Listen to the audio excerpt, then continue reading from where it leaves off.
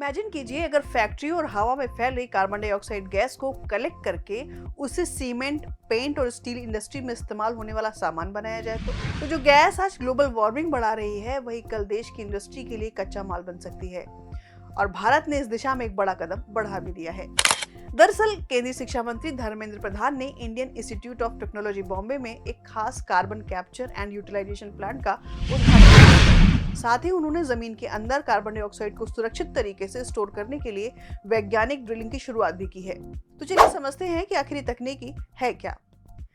दरअसल फैक्ट्रियों और उद्योगों में बड़ी मात्रा में कार्बन डाइऑक्साइड गैस निकलती है। यही गैस जलवायु परिवर्तन और ग्लोबल वार्मिंग की बड़ी वजह मानी जाती है और अब तक दुनिया में इस गैस को पकड़कर जमीन के अंदर स्टोर करने के प्रयोग होते रहे हैं।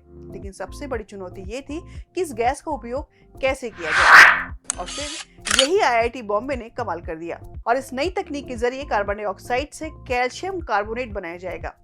आसान भाषा में कहें तो यह एक ऐसा पदार्थ है जिसका इस्तेमाल पेंट, सीमेंट, स्टील और घर बनाने जैसी इंडस्ट्री में चूने के विकल्प के रूप में किया जा सकता है। यानी जो गैस पर्यावरण के लिए खतरा थी वही अब उद्योगों के लिए उपयोगी संसाधन बन सकती है।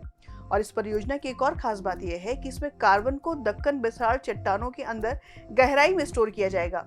और सबसे दिलचस्प बात कि यह तकनीकी पूरी तरह स्वदेशी है और इसमें पीने के पानी की जगह गैर पेयजल का इस्तेमाल किया जाता है। केंद्रीय मंत्री धर्मेंद्र प्रधान ने कहा कि आने वाले समय में इस परियोजना को व्यावसायिक स्तर पर भी शुरू किया जाएगा। साथ ही अगले महीने फ्रांस में होने वाले इंडिया इनोवेट्स 2026 कार्यक्रम में भी इसे प्रस्तुत किया जाएगा। यानी भारत अब सिर्फ प्रदूषण की समस्या पर चर्चा नहीं कर रहा बल्कि उसका समाधान भी दुनिया के सामने रख रहा है। आपको क्या लगता है, कैसी तकनीकें भविष्य में भारत को क्लीन एनर्जी और ग्रीन टेक्नोलॉजी का बड़ा केंद्र बना सकती हैं? अपनी राय हमें कमेंट में जरूर बताइएगा।